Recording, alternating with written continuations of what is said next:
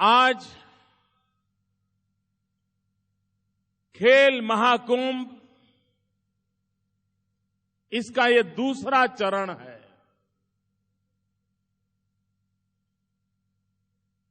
सर्दियों के दिनों में खेलकूद की स्पर्धाएं होना, स्कूल का एक व्यायाम शिक्षक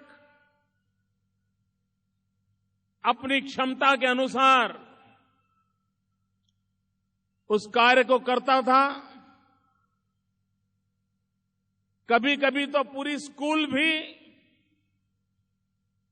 उसमें शरीक नहीं होती थी। राज्य की व्यवस्था को पता तक नहीं होता था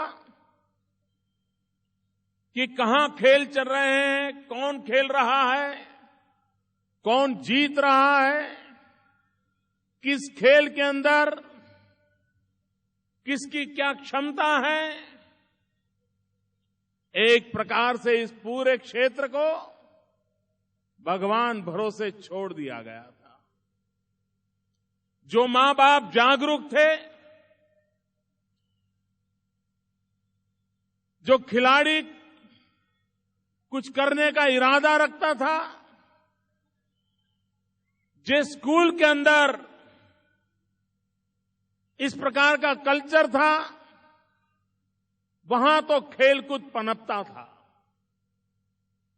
लेकिन खेलकूद ये राज्य का भी दायित्व है। खेल का विकास राज्य के विकास के नक्शे में उसका भी स्थान होना चाहिए। खिलाड़ियों का सम्मान होना चाहिए। खिलाड़ियों को प्रशिक्षण की व्यवस्था होनी चाहिए। अगर इन सारे विषयों पर एक समुचित प्रयास नहीं होता है, इस क्षेत्र के एक्सपर्ट्स को अगर जोड़ा नहीं जाता है, तो अच्छे से अच्छा खिलाड़ी भी उसके विद्यार्थी काल पूर्ण होते ही उसके खेल के जीवन का भी समापन हो जाता है। इन सारे विषयों को मैं बड़ी बारीकी से देखता था और हर 4 साल के बाद जब ओलंपिक होती थी और भारत हार गया, ये जब खबरें आती थी मीडिया में, एक्सपर्ट लोग आर्टिकल लिखते थे, घंटों पर टीवी डिबेट होती थी। 100 करोड़ का देश, न हम गोल्ड मेडल ला पा रहे हैं, हमारा कहीं नाम नहीं है। हफ्ते 2 हफ्ते आंसू बहते थे, फिर दुनिया उसी दिशा में चल जाती थी, हम भूल जाते थे। मित्रों, क्या भारत जैसे देश 100 करोड़ से अधिक लोग, दुनिया का सबसे युवा देश, 65% लोग इस देश में नौजवान है। क्या हम इंतजार करते बैठेंगे? क्या हम रोते बैठेंगे? भाइयों बहनों, मुझे ये स्थिति मंजूर नहीं है।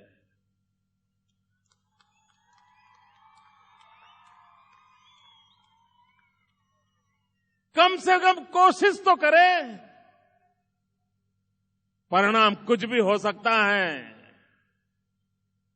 और खेल ही ऐसा एक क्षेत्र है जहां जीत और हार का समान मूल्य होता है, समान इज्जत होती है।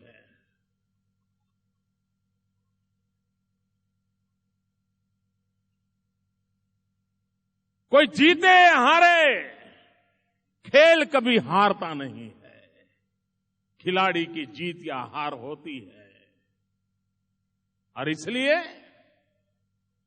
हमने तय किया कि हमारे प्रदेश में खेल को सरकार की तरफ से बढ़ावा मिलना चाहिए, प्रोत्साहन मिलना चाहिए। मुझे याद है पिछली बार जब मैंने पहला खेल महाकुंभ किया तो मैंने राज्य भर के व्यायाम शिक्षकों का सम्मेलन किया था और मैंने एक किताब उनको भेंट दी थी। वो किताब क्या थी?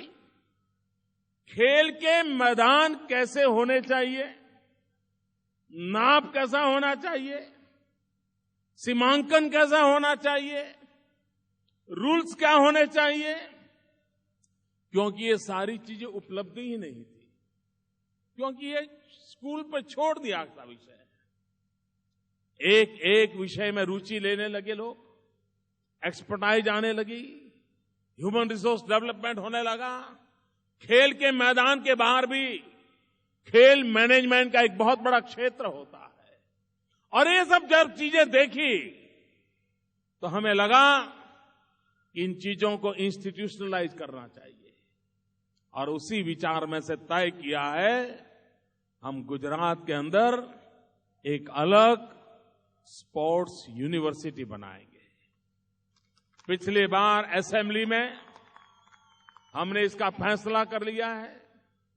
पिछले 2 सप्ताह के पहले मैं चीन गया था। चीन के सभी राजद्वारी महापुरुषों से मैं बात कर रहा था। वहां व्यापार की बात हो रही थी, इन्वेस्टमेंट की बात हो रही थी। भारत और चीन के बीच में जो सवाल खड़े हुए उसकी बेबाक रूप से मैं बात कर रहा था। लेकिन इन सारे विषयों के अंदर मैंने एक विषय को आग्रह से रखा चीन के लोगों के सामने कि मैं चीन के साथ मिलकर के मेरे गुजरात में स्पोर्ट्स को और डेवलप करने के लिए काम करना चाहता हूं। मुझे चीन की मदद चाहिए। और चीन के मुझे आश्वासन दिया है कि हम गुजरात के साथ मिलकर के खेल कूद के विकास के लिए जो भी कर सकते हैं हम करेंगे। इस स्पोर्ट्स यूनिवर्सिटी को चाइना की यूनिवर्सिटीज के साथ जोड़ करके हम इंटरनेशनल लेवल से हमारे स्पोर्ट्स क्षेत्र को कैसे विकसित करें, हमारी इंस्टीट्यूशंस को कैसे डेवलप करें, उस दिशा में हम आगे बढ़ना चाहते हैं। भाइयों बहनों, गत वर्ष खेल महाकुंभ का अनुभव बहुत अच्छा था। हर गांव में एक माहौल बना और ये मेरा मत है, खेल समाज की जेनेटिक सिस्टम में होना चाहिए।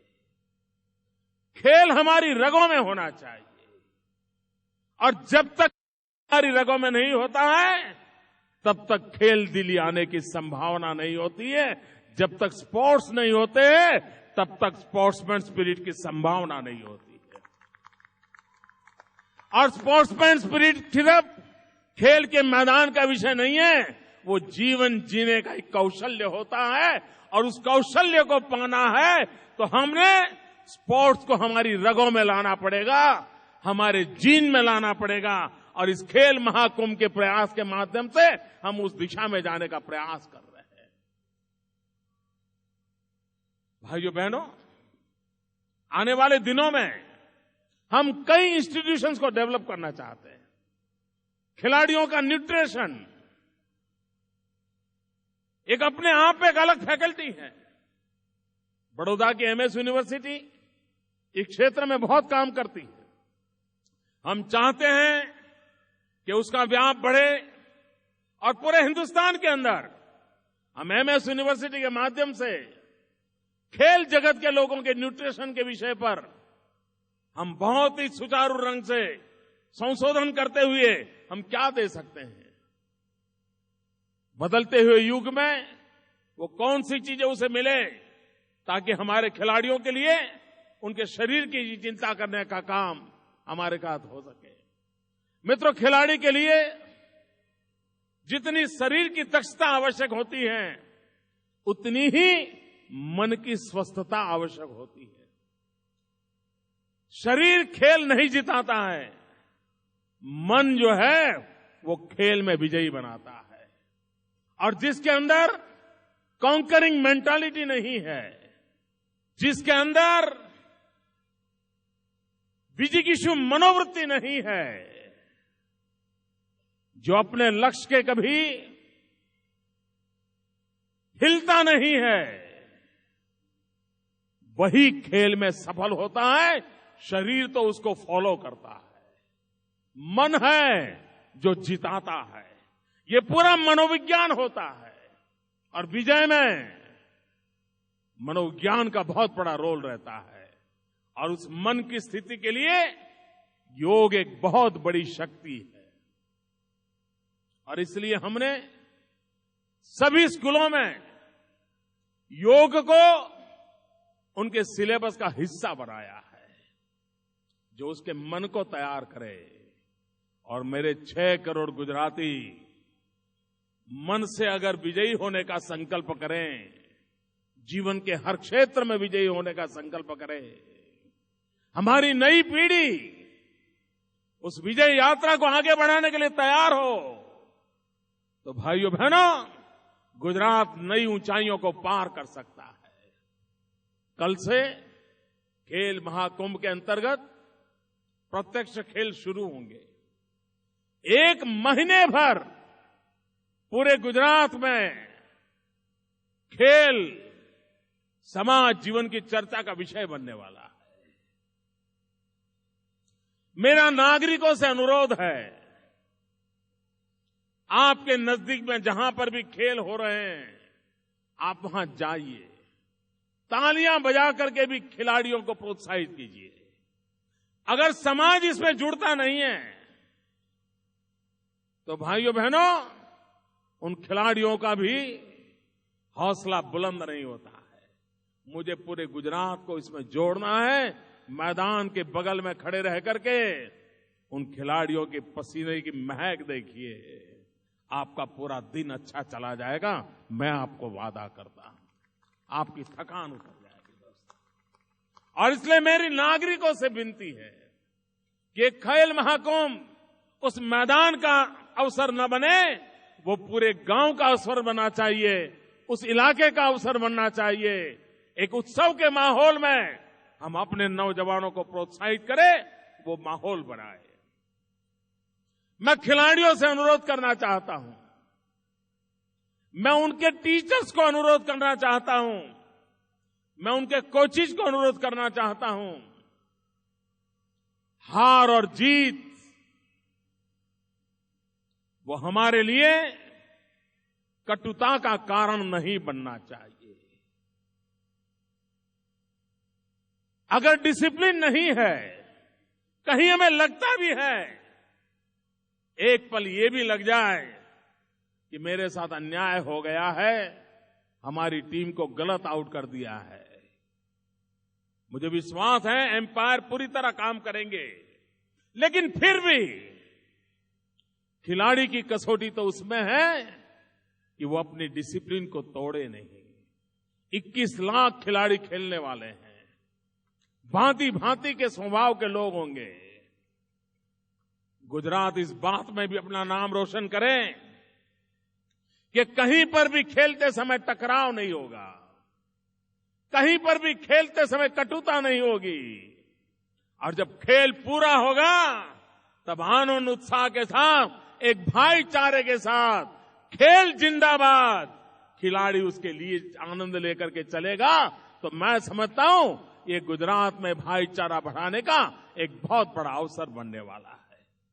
हम उसको प्रोत्साहन दें, हम उस माहौल को आगे बढ़ाएं। 21 लाख खिलाड़ी खेलने वाले, मुझे बताया गया कि करीब 27,000 टीम इतने कम समय में कबड्डी के मैदान में उतरने वाली 27,000 टीम, ये अपने आप में बहुत बड़ा वर्ल्ड रिकॉर्ड है कि एक ही छोटे स्पैन में पूरा राज्य एक प्रकार से कबड्डी का मैदान बन जाएगा। और 27,000 टीम जब खेलेगी, ये विश्व का रिकॉर्ड बन जाएगा, ये मेरा पूरा विश्वास है। भाइयों बहनों, आज हमने एक और इनिशिएटिव लिया है, स्पेशल ओलंपिक का। जब खेल महाकुंभ की योजना बनाई थी पहली बार, तब ये स्पेशल ओलंपिक उसका हिस्सा नहीं थी। इस वर्ष से उसको हमने जोड़ा है और उसकी प्रेरणा भी मुझे इन स्पेशल एथलेट्स ने दी है। मैं उन्हीं से इंस्पायर होकर के इस काम को कर रहा हूं। ये मेरे दिमाग का विषय नहीं है। इसकी क्रेडिट मुख्यमंत्री को नहीं जाती है। इसकी क्रेडिट उन स्पेशल एथलेट्स को जाती है। 3-4 महीने पहले चीन के अंदर शायद स्पेशल एथलेट्स का कंपटीशन था। उसमें गुजरात के बच्चे खेलने के लिए गए थे। वे विजयी होकर के आए तो मुझसे पूछा गया कि वो हम मुख्यमंत्री के निवास पर आना चाहते हैं इन बच्चों को लेकर के। हमारे चौधरी जी का फोन आया था। मैंने कहा भाई मुझे अच्छा लगेगा, आप मेरे घर जरूर आइए। ये सभी बच्चे, कोई मंदबुद्धि के बच्चे थे, कुछ विकलांग बच्चे थे, ईश्वर ने उनको कुछ कमी दी थी, वे सब मेरे घर आए थे। मैंने उनसे बात की। करीब घंटे 2 घंटे मैंने इनके साथ बिताए।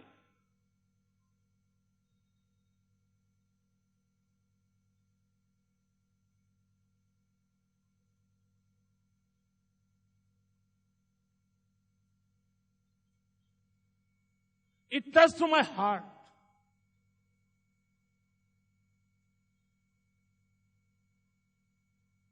मेरे दिल को छू गया।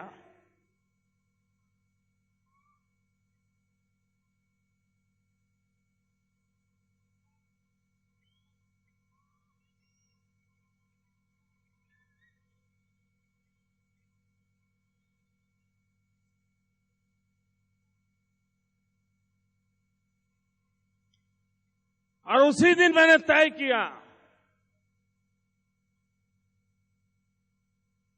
इन बच्चों का ख्याल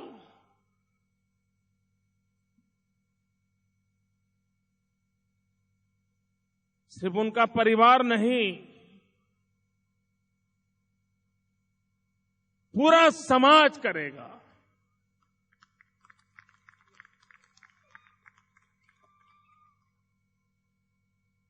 और तय किया कि इस खेल महाकुंभ का प्रमुख हिस्सा ये स्पेशल एथलेट रहेंगे। आज भी जब मार्च पास हो रहा था, सबसे पहले झंडा उनका था।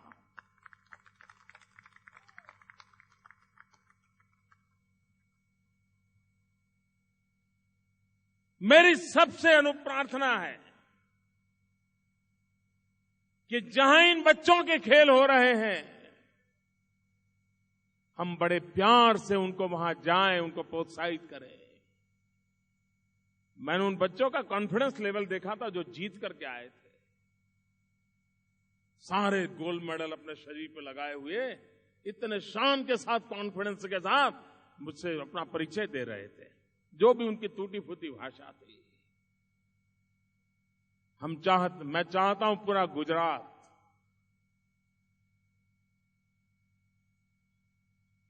जब इन बच्चों के खेल हो, हम उनको प्रोत्साहित करने के लिए जाएं। और यह भी एक वर्ल्ड रिकॉर्ड हो रहा है। 60,000 बच्चे जिनको परमात्मा ने कुछ न कुछ कम दिया है, वे इस खेल के अंदर शरीक होने वाले 60,000 बच्चे। मित्रों, हम खेल और टूरिज्म को भी जोड़ना चाहते हैं। हम टूरिज्म को बढ़ावा दे रहे हैं। खेल भी टूरिज्म को बढ़ावा देने का एक बहुत बड़ा साधन बनता है। 1600 किलोमीटर का समुद्र किनारा है हमारे पास। ढेर सारे बीच हमारे पास है। हम चाहते हैं गुजरात में ये बीच स्पॉट्स डेवलप हो। मैंने 2-3 साल से 4 साल से रेत शिल्प को डेवलप किया है। हमारे कलाकार भिन्न भिन्न अवसर पर समुद्र के किनारे पर, समुद्र के तट पर रेत शिल्प का काम करते हैं। और आज पूरा गुजरात उन्हें देखने के लिए चला जाता है। अखबारों के फर्स्ट पेज पर उनकी तस्वीरें छपती है। उसी प्रकार से उस रेत में आज पूरे दुनिया में बीच स्पॉट्स डेवलप हुए हैं। हम उसको गुजरात के अंदर डेवलप करना चाहते हैं और हम उसमें भी विश्व में जगह बनाना चाहते हैं। और इसलिए इस खेल महाकुंभ में बीच स्पोर्ट्स को भी जोड़ा गया है। पहली बार उसका प्रारंभ हो रहा है, उसको और धीरे धीरे हम आगे बढ़ाना चाहते हैं ताकि हमारे इस 1600 किलोमीटर का समुद्री किनारा हमारे टूरिस्ट के एंटरटेनमेंट के लिए भी बीच स्पोर्ट्स जो हैं वो एक हिस्सा बनेगी और हमारे टूरिस्ट को जो सोमनाथ जाएगा तो कुछ समय वो बीच स्पोर्ट्स के अंदर हिस्सा लेगा, आनंद लूटेगा। कोई द्वारका जाएगा, बीच स्पोर्ट्स पर हिस्सा लेगा, आनंद लेगा। कोई मांडवी जाएगा, कच्छ जाएगा, बीच स्पोर्ट्स का आनंद लेगा। हम टूरिज्म और स्पोर्ट्स इन दोनों को जोड़ करके डेवलपमेंट का एक नया मॉडल भी प्रस्तुत करना चाहते हैं। भाइयों बहनों, इस खेल महाकुंभ में करीब करीब 45 करोड़ रुपयों के इनाम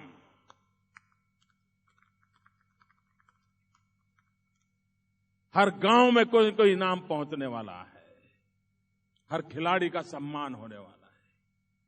आज ये 21 लाख खोर खेलेंगे, इतना उनको प्रोत्साहन मिलेगा। करीब 45 करोड़ रुपए उसको भी लगेगा। ये क्षेत्र है जिसमें हम कैरियर बना सकते हैं।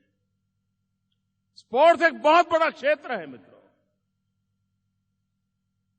बहुत बड़ा बिजनेस होने जा रहा है। ट्रिलियंस ऑफ ट्रिलियन डॉलर ये स्पोर्ट्स की दुनिया के साथ एक बहुत बड़ा नया व्यापार का क्षेत्र खुलने वाला है। हम गुजराती लोग हैं, हम पैसों की भाषा जल्द समझते हैं और जब पैसे खेल के साथ जुड़ जाए तो गुजराती उसमें भी जुड़ जाएगा, मुझे पूरा भरोसा है। और इसलिए भाइयों, हम इस विश्व के इतने बड़े व्यापार को भी उससे भी अछूता नहीं रह सकते।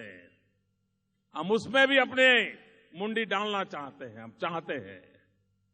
हम स्पोर्ट्स के क्षेत्र में हर विधा को डेवलप करना चाहते हैं और आने वाले दिनों में ये कैसे विकसित हो उसकी हम चिंता करेंगे। भाई अक्षय जी हमारे बीच आए, मैं उनका स्वागत करता हूं, उनका आभार व्यक्त करता हूं।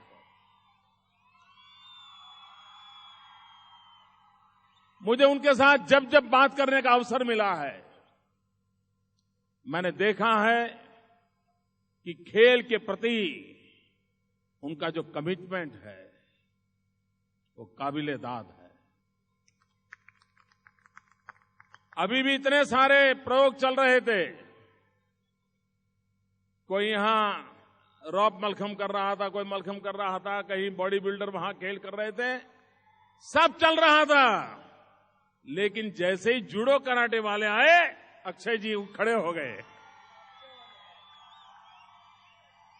उनको इतना अपनापन लग रहा था क्योंकि वो ब्लैक बेल्ट की दुनिया के व्यक्ति हैं, लेकिन साथ साथ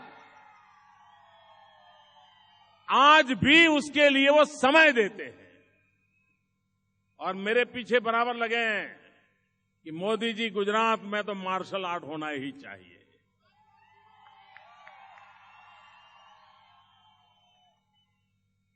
मैं भविष्य में उनसे चर्चा करता रहूंगा। हम भी उस दिशा में कैसे आगे बढ़ें, कैसे व्यवस्थाओं को विकसित करें, स्पोर्ट्स यूनिवर्सिटी के माध्यम से इसे कैसे डेवलप करें, उस दिशा में हम आगे बढ़ना चाहते हैं। मैं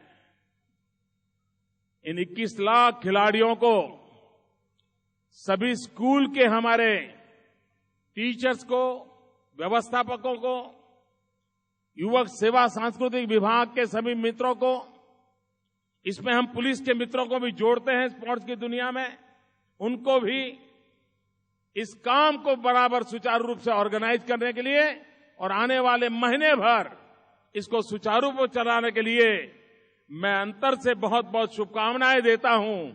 और मुझे जो कर्तव्य दिया है उस कर्तव्य का हिस्सा है कि मुझे ये घोषित करना है कि 2011 के इस खेल महाकुंभ को मैं, और ये ऐसा खेल महाकुंभ है जो 2011 में प्रारंभ होगा और 2012 में पूरा होगा।